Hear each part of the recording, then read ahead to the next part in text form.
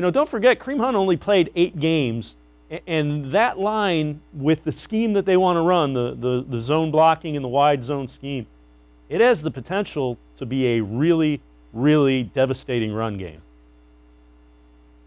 Yeah, there's a bunch of truth there, and the Kareem Hunt's the one player I can't figure out how his 2020 is going to go, and that's not in a negative way. There's just so much opportunity for him.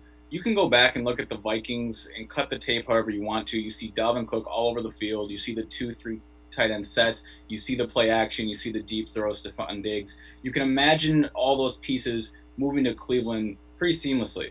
The one player Kevin Stefanski didn't have in Minnesota was a player like Kareem Hunt. Quite frankly, no one in the league has him. He can run routes as a poor man's Christian McCaffrey, and this guy has won a rushing title. So this is probably more of a fantasy football problem than it is an actual football problem. But figuring out what Nick Chubb's carries per game are going to look like compared to Kareem Hunt's is something that we're going to probably just have to wait and see, because do these guys split carries? Is Kareem Hunt more of a change of pace? And as my colleague Dan Lobby puts it, an overqualified Duke Johnson. I don't think they're going to waste him like that, but it's a puzzle they're going to have to solve and put together. And once they do, it's going to be really interesting to see. I would see it more as a more of an even split between Chubb and Hunt. And Browns fans may not like that. And Chubb's going to be great in this wide zone scheme too. But Kareem Hunt's just a guy you can't leave off the football field. And then when he is on the field, he deserves the ball in his hand also. Well, the other thing is you don't want a running back, beat up when you get to the middle of the year. And there's no reason for the Browns to overuse either one of those backs.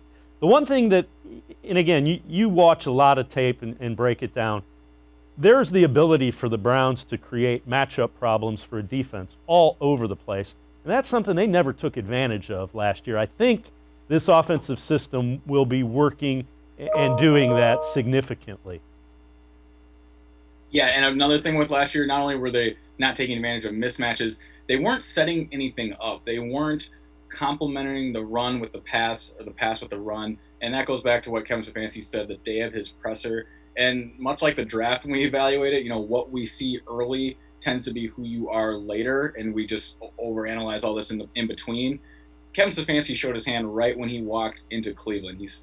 I'm going to marry the run to the pass, and they're going to look identical. And Bill Callahan talked about that in the presser yesterday, that's been the goal of the wide zone scheme since day one. He referred to it back, in Washington, with the Wisconsin Badgers even. And then he made a really important point that, if you've been watching the film, you can see it. The playoffs teams, the Tennessees, the Minnesota Vikings, the Niners, and even said the Saints a little bit, I haven't seen it as much, but, I'm going to trust a guy like Bill Callahan, of course, who studies this stuff every day. They're all running a sort of wide zone, and that it says a lot about what they're trying to do on offense. And most importantly, they're trying to simplify the reads for Baker Mayfield, because at the end of the day, that's the most important part of this offense, the quarterback, and figuring out what you have in Baker Mayfield. And why not make it easier on the guy? And that's what I think is going to happen in Cleveland starting week 1 in Baltimore.